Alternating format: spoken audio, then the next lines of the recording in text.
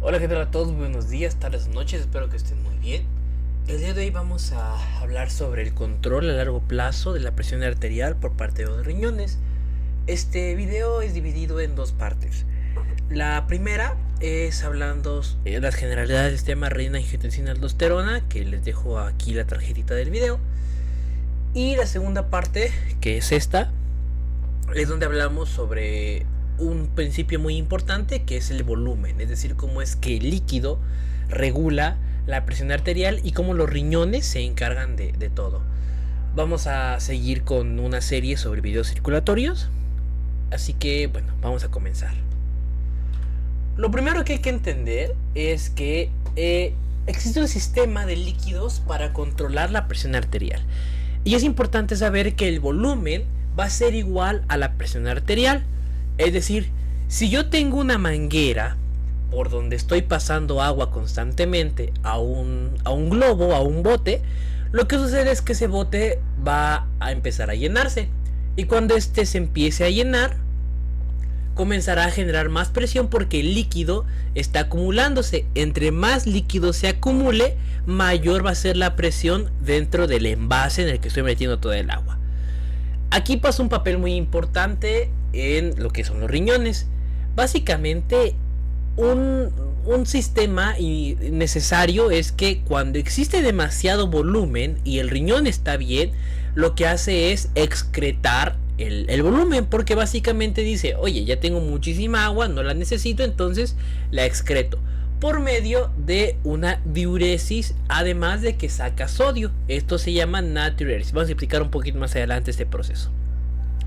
Esta excreción de líquido por parte de los riñones mantiene el equilibrio del volumen, es decir, no importa así tengamos 1000 litros, obviamente es una exageración, pero es solo por el ejemplo, 1000 litros de agua en el cuerpo, porque el riñón va a sacar los 1000 litros, porque no los necesita todos. O sea, básicamente el riñón, cuando trabaja bien, excreta todo lo que estamos necesitando en el día. Y esto lo hace por un proceso que se llama diuresis. La diuresis básicamente es la eliminación de líquido.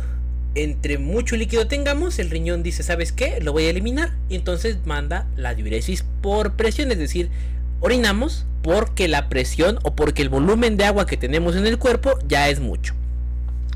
Sin embargo, también ocurre un proceso que se llama la natriuresis, es decir, a partir de la generación de la excreción de agua, esta también se excreta sodio, y el sodio a su vez jala más agua. Entonces lo que ocurre es que todo se lleva hacia un punto de equilibrio, que toda esta función se llama la curva de función renal, que es básicamente una curva muy similar a esta, en donde estamos observando cómo hay una ingesta normal de líquido y cómo esta aumenta la presión arterial. En cuanto más ingesta tengamos, mayor va a ser la presión arterial. Pero aquí ocurre un proceso muy interesante, porque como les digo, si tiene muchísimo volumen y muchísima presión arterial por este volumen exagerado, el riñón, si está funcionando bien, lo excreta. Hay una retroalimentación constante de la tensión arterial. Básicamente, como les digo, la ingesta en exceso de líquido va a llevar a la eliminación de agua y sodio, este proceso de diuresis y natriuresis por presión. Todo esto para llevar a un punto de equilibrio. No podemos tener puntos de equilibrio desalineados, porque si tenemos puntos de equilibrio desalineados es donde ocurren patologías como la hipertensión arterial, debido a que, por ejemplo, si mi punto de equilibrio estuviera en 150 milímetros de mercurio, quiere decir que a menos de esto, o sea, a mi riñón no le importa tener 120, 130 de presión, porque dice, 150 es mi punto de equilibrio, y desarrollamos hipertensión, porque justamente se ha movido, se ha desplazado a la derecha, como se dice en la bibliografía, el punto de equilibrio, y por lo tanto esto genera una hipertensión a largo plazo. Sobre todo y casi siempre es por una acumulación de sal, ¿no? Porque la sal jala constantemente agua, y esta acumulación de agua eleva el volumen y por lo tanto la presión arterial. Es decir, el contenido del vaso, del bote que estábamos poniendo en un principio del video, ¿no? Como ejemplo. El balance, o bueno, este punto de equilibrio, cuando todo funciona normal, puede llegar a tener un balance negativo. Es decir, que si bien te estamos ingiriendo muchísimos litros de agua y los estamos perdiendo, va a llegar un punto en el que incluso la pérdida de líquido supera a la ingesta. Es decir, si yo le metí 10 litros de agua, yo expulso 10.5 litros, por ejemplo. Es decir, estoy por debajo. Pero esto ocurre con el fin de que la presión arterial se quede normalizada. ¿Por qué? Porque si quedara tan a raya, o sea, digamos, si meto 10 litros y saco 10 litros, mi presión queda tan a raya que un pequeño cambio puede mover mi punto de equilibrio. Por eso lo que sucede es que básicamente se queda un poquito más abajo del punto de equilibrio para que ya poco a poco se vaya normalizando y que no exista este riesgo de desplazarlo y por lo tanto generar hipertensión arterial. Y como les digo, mucha eliminación, o sea, si ya eliminamos en exceso, por ejemplo, si en vez de, o sea, si, no sé, eliminamos 11 litros, pues obviamente vamos a activar mecanismos como el de la sed para tener más ingesta de líquido, ¿no? El desplazamiento, bueno, esta curva de eliminación renal, que es la que les estoy presentando en esta diapositiva, pues básicamente nos está mostrando cómo el punto de equilibrio está establecido entre la ingesta de líquido y la presión arterial que ésta genera. Entonces, entre más agua y sal metamos, más va a ser la presión arterial y por lo tanto, si todo está bien, pérdida renal, natriuresis y diuresis. Si no está bien, desplazamos el punto de equilibrio y generamos hipertensión arterial. Sobre todo es muy común que ocurra cuando hay una ingesta de sodio o de sal, de cloruro de sodio elevada. ¿Por qué? Porque como les digo, la sal es osmóticamente activa. ¿Qué quiere decir esto? Que jala agua. Y entre más agua tengamos, mayor es la presión arterial. Este es un concepto súper importante que si lo entienden así de básico, como que la sal jala agua y entre más agua tengamos, más presión arterial existe, es el principio de los fármacos antihipertensivos, que le vamos a dedicar un video más adelante. Ahora, también existe algo muy interesante que son los cambios agudos y los crónicos. Los cambios crónicos de presión arterial, es decir, que estemos ingiriendo constantemente demasiada cantidad de sal y por lo tanto metiendo mucho líquido al organismo, regulan a la larga la presión arterial de forma más importante que los cambios agudos. ¿Por qué? Porque los cambios agudos realmente están más mediados por el sistema renina-angiotensina-aldosterona, por ejemplo, hormonas como el cortisol, activación del sistema nervioso simpático, hormonas antidiuréticas como la ADH, por ejemplo, ¿no? La propia antidiurética. O sea, es importante esto de conocer los cambios agudos porque una elevación o un descenso rápido de la presión arterial activa mecanismos reflejos en el organismo. Pero ¿qué ocurre?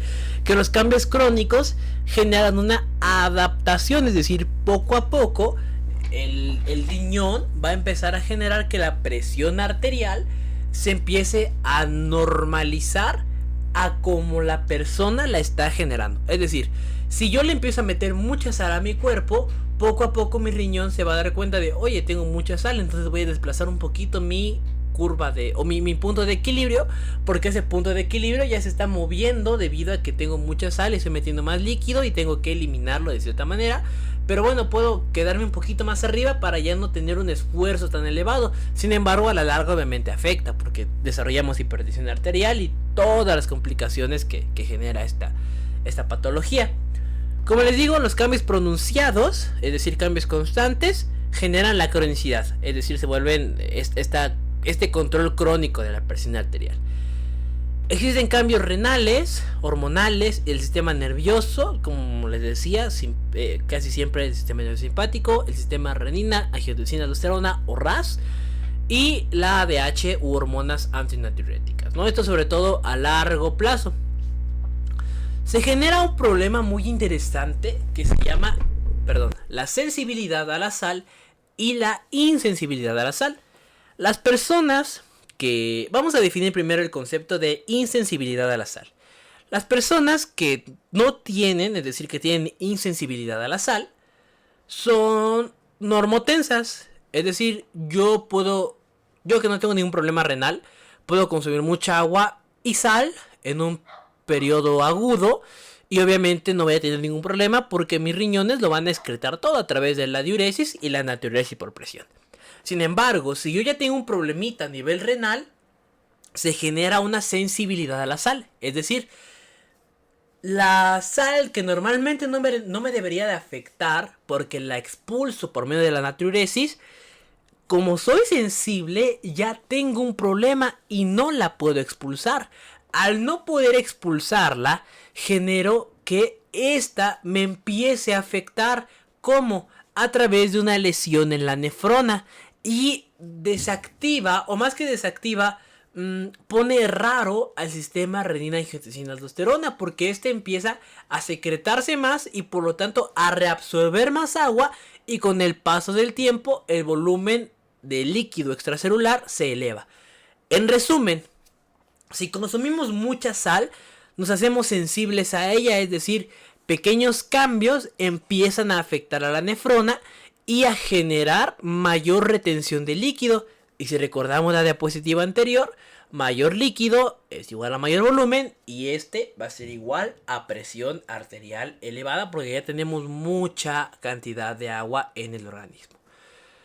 Ahora, es importante conocer que para todo esto, la elevación de la resistencia vascular periférica ya está presente. Es decir, yo como vaso sanguíneo, por ejemplo, yo como endotelio, para regular este fenómeno empiezo a apretarme más. Porque si me aprieto, empiezo a pasar menos líquido. Es como una manguera. Si tú disminuyes el calibre, el diámetro, la luz de una manguera, pasa menos agua. Pero estás generando más presión. O sea, es un ganar, 50-50. O sea, estás ganando y perdiendo a la vez, ¿no? Es muy interesante ese concepto. Pero tenemos que partir desde la raíz. La presión arterial se puede definir como el producto del gasto cardíaco, es decir, cuánta sangre expulsa el corazón por la resistencia vascular periférica, es decir, qué tanta fuerza tiene esa sangre para proyectarse contra mis vasos sanguíneos. Esa sangre que sale del ventrículo izquierdo lleva una presión, que es la que normalmente denominamos la presión arterial, ¿no? La que medimos de forma clínica. Pero existe otra que básicamente es la resistencia, es decir, la fuerza que pone el mismo vaso para el paso de sangre, para que no esté siendo afectado. Entonces es importante saber que el gasto cardíaco, es decir, la cantidad de sangre que se expulsa por la resistencia vascular periférica, nos va a dar la presión arterial. Cuando todo está bien, se genera una disminución de la presión arterial a través de los procesos que ya les veníamos explicando, ¿no? Natriuresis y diuresis, expulsión de sodio y expulsión de agua. Sin embargo, cuando ocurre una desregulación de cualquiera de estos factores a nivel de gasto cardíaco, a nivel de resistencia vascular periférica, a nivel de los riñones, por ejemplo, un aumento interrenal, que los vasos de los riñones se empiecen a hacer más apretados y por lo tanto se genere una presión arterial elevada o hipertensión arterial a largo plazo, ¿no? En resumen, entre más apretados estén los vasos sanguíneos, mayor va a ser la presión arterial. Y si a eso le sumamos que el corazón está bombeando más sangre todavía, pues más volumen, más apretado, genera hipertensión arterial. Como les venía explicando desde el principio, un aumento de volumen genera una presión arterial elevada. ¿Por qué? Bueno, hay que recordar la ley de Frank Sterling. Aquí, perdón, se me fue una E. Es A, ¿ok? Frank Sterling. Pero pues obviamente es Frank Sterling, ¿no? La ley de Frank Sterling dice que, o establece que el corazón posee una capacidad intrínseca de adaptarse a volúmenes crecientes de flujo sanguíneo. Cuanto mayor sea el llenado de sangre del ventrículo durante la diástole, es decir, entre más sangre llega al corazón cuando éste está relajado, mayor será la cantidad de sangre expulsada en la sístole. Es decir, Entre más sangre le llega a nuestro corazoncito a nivel de las aurículas, más sangre va a expulsar a través de los ventrículos. Lo que quiere decir, en resumidas cuentas, es que todo lo que le llega al corazón es lo que va a expulsar. Si le llegan 1000 litros, obviamente es exagerado, va a expulsar 1000 litros con la fuerza necesaria para expulsar 1000 litros.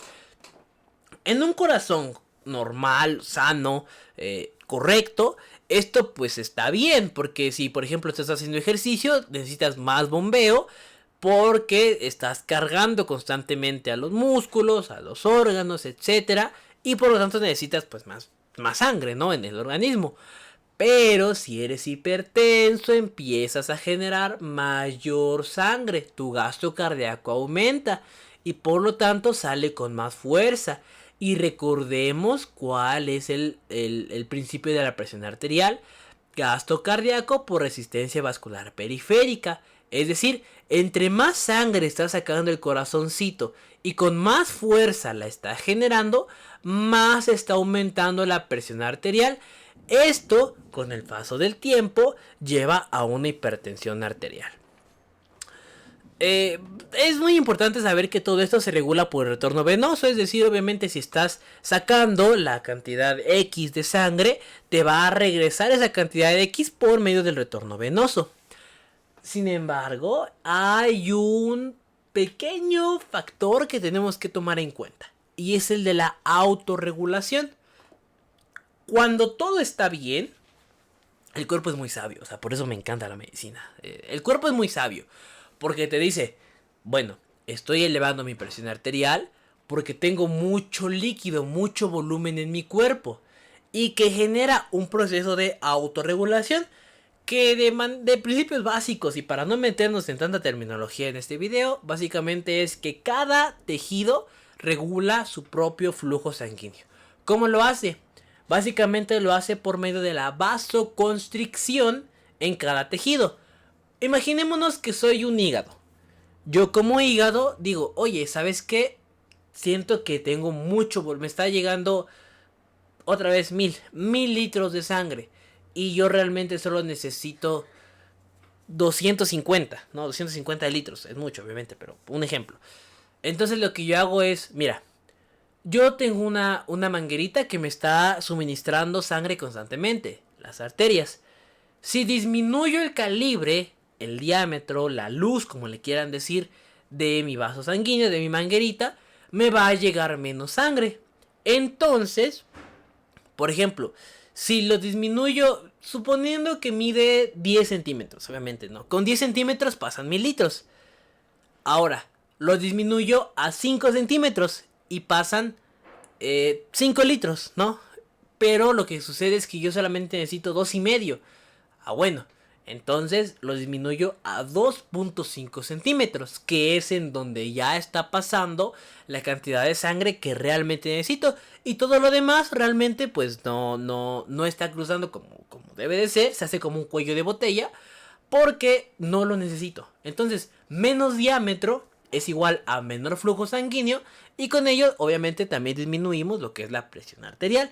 ¿Por qué? Porque recordemos que la presión arterial tiene todo que ver con el volumen. Entre más volumen haya, más presión arterial va a haber, y entre menos volumen haya, menos presión arterial va a haber. Y si los riñones están funcionando bien, pues quiere decir que va a ser un paciente normotenso en un futuro. Hay un factor que no debemos de olvidar, y es la importancia de la sal en la regulación. De hecho, es mucho más importante la sal que el líquido. Podemos tener muchísimo líquido en el cuerpo, pero si los riñones funcionan bien, lo van a excretar súper fácil. Si tenemos mucha sal, es más difícil que se pueda excretar. Por eso es que les puse estas 3 flechas. La sal aumenta muchísimo más la presión arterial que el volumen, ¿ok? ¿Por qué? Porque esta se acumula. Es más difícil sacar la sal por sus capacidades osmóticas y electroquímicas que sacar el agua. Además, la sal es osmóticamente activa, por lo tanto mete agua constantemente al cuerpo. Entre más sal tengamos, más agua se va a meter al cuerpo, y con ello más volumen. Y volumen es igual a presión arterial. Por lo tanto, va a haber un aumento de volumen y con ello, o con la consiguiente, hipertensión a largo plazo. Todo esto también afecta por la osmolaridad del líquido, debido a que un aumento de la sal genera el mecanismo de la sed. Cuando nosotros consumimos un alimento muy rico en sal, por ejemplo, algo de mariscos, o probamos la sal de manera directa, nos da muchísima sed, porque se activan los mecanismos de la misma a nivel del sistema nervioso, a nivel del cerebro. Todo esto genera que el líquido extracelular, es decir, agua, sea más y por lo tanto aumente de volumen y se genere más presión arterial. La sal también actúa a nivel de hipotálamo e hipófisis, generando la activación de ADH. Ya tenemos un video sobre ADH, si lo quieren ir a ver, también les dejo en las tarjetitas del canal. Y esta promueve la reabsorción de agua. ¿Por qué? Porque es antidiurética. A nivel de los túbulos renales provoca que el agua se vaya metiendo. Entonces, si de por sí la sal jala agua, nos da sed y encima secretamos ADH que jala más agua, con el paso del tiempo vamos a desarrollar hipertensión. O sea, es enorme la cantidad de procesos fisiopatológicos que promueven a la hipertensión. Y ahí están basados muchos de los medicamentos que utilizamos. Los diuréticos, inhibidores de la enzima convertidora de angiotensina, los ARA, los beta bloqueadores. O sea, hacemos muchísimos medicamentos para combatir la hipertensión arterial. Por eso vamos a hacer un video aparte sobre los mismos. En resumidas cuentas, se eleva la presión arterial, que depende mucho de la función renal.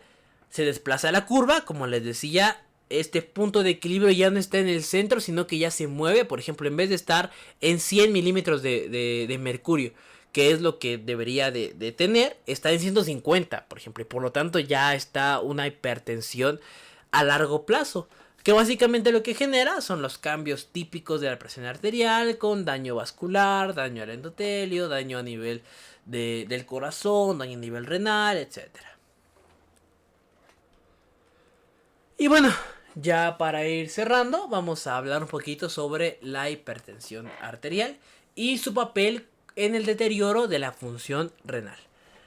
Como les mencionaba, básicamente la hipertensión es un aumento de la presión arterial. O sea, eso es un principio básico, entre comillas, y sencillo, porque realmente, o sea, aquí les puse un poquito sobre la fisiopatología de la hipertensión, que no es nada sencillo. O sea, todo lo contrario, es algo muy complejo porque es multifactorial y sobre todo afecta a muchos órganos.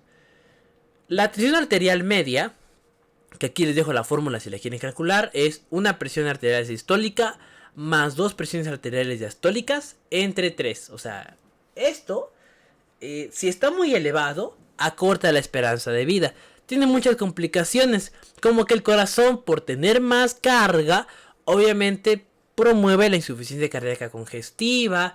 También hay lesión en vasos sanguíneos, por ejemplo, genera retinopatías, alteraciones en el cerebro como un ictus, infartos, etcétera.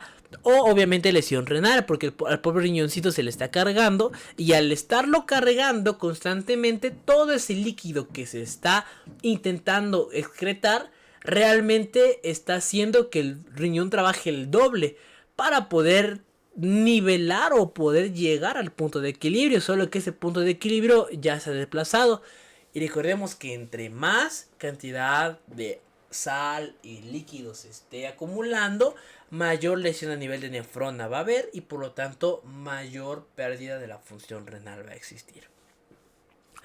Existe una sobrecarga de volumen, que básicamente ocurre cuando el riñón pierde su capacidad para secretar. Ya no existe una natriuresis correcta ni una diuresis correcta. Por lo tanto, el líquido se queda acumulado dentro del organismo, una acumulación de sal y agua. Todo esto genera que el líquido extracelular aumente y por lo tanto genere mayor volumen y el gasto cardíaco se eleve. Y recordemos que la presión arterial es el producto del gasto cardíaco por la resistencia vascular periférica. Si cualquiera de estas dos partes en la ecuación aumenta, el resultado va a ser un aumento de la presión arterial. También los vasoreceptores, es decir, los receptores a nivel de los vasos sanguíneos que regulan la presión arterial, se empiezan a adaptar, se hacen como perezosos. Es decir, por ejemplo, yo tengo mis 3 exámenes a nivel de mi ciclo escolar. En el primer examen veo que le echo muchas ganas y me va muy bien. En el segundo examen pues ya no le echo tantas ganas y saco un 8. Y en el tercer examen ya me adapté al método de estudio que llevo y por lo tanto ya no le echo tantas ganas y paso la materia, pero el último saqué 6, ¿no? O sea, 10, 8 y 6, por ejemplo. Es lo mismo que pasa con los vasoreceptores. Al principio regula muy bien los aumentos de golpe de la presión arterial, pero con el paso del tiempo se van dando cuenta de que entre más trabajen, obviamente más carga van a tener y lo que quieren es disminuir eso, entonces se van adaptando y dicen, pues bueno, si mi presión normal es 100 y ahorita tuve un aumento hasta 150, el primer día la bajo a 100, ¿no? Lo normal. Pero en el segundo día digo, ya estoy medio cansado, tengo otro aumento hasta 150, lo voy a dejar en 115, ¿no? El tercer día ya es como de, bueno, 150, lo voy a dejar en 130. El cuarto día ya 150, pues bueno, yo creo que no pasa nada si queda en ese nivel. Entonces se adaptan los vasoreceptores y por lo tanto ya no regulan la presión arterial como debe de ser. Es ahí donde ayudamos a través de distintos fármacos para poder, quizá no a través de los vasoreceptores, pero sí de otros mecanismos que ayuden de manera indirecta o de manera secundaria a estos. Y el papel de la autorregulación, lo que les mencionaba, ¿no? De que cada líquido, cada tejido controla su líquido, ¿no? Controla el flujo sanguíneo que le quiere llevar. Una disminución del gasto cardíaco o un aumento de la resistencia vascular periférica o esta combinación, ¿no? Disminución del gasto cardíaco por autorregulación, pero aumento de la resistencia vascular periférica porque se cierra el diámetro de los vasos sanguíneos, es decir, la manguera se hace más chiquita, pero con más presión, obviamente genera hipertensión arterial a la larga. Y a todo esto no le hemos sumado el factor de la aldosterona, que es activada por el sistema renina-angiotensina. De manera simplificada, la aldosterona lo que provoca es que se disminuya la orina, ¿no? Es una hormona antidiurética. O promueve, generada por hormona antidiurética, ¿no? Que básicamente previene la diuresis, previene la orina y genera la acumulación de agua. Entre más agua exista, más volumen va a haber y más presión arterial va a existir. Además, promueve la retención de sal. Y recordemos que entre más sal exista, más agua va a jalar y con el paso del tiempo va a existir una mayor lesión renal. Y bueno, muchas gracias por haber visto este video. Espero que les haya servido, que les haya gustado y que sobre todo les ayude mucho en sus estudios y a entender esta parte de la fisiología circulatoria que la verdad sí es un tanto compleja, pero cuando se empieza a ver desde todas las aristas y combinamos lo que se sabe a través del corazón, lo que sabemos de los riñones, lo que sabemos del aparato circulatorio, todo se va unificando y poco a poco va apareciendo que pues bueno, se va a generar mejores resultados en cuanto al estudio. Muchas gracias por haber visto este video. Si les gustó, ya saben que pueden dejar un like, suscribirse, compartirlo, dejar un comentario o cualquier otra acción bonita que quieran hacer por este canal que va creciendo bastante. Muchas gracias por ello.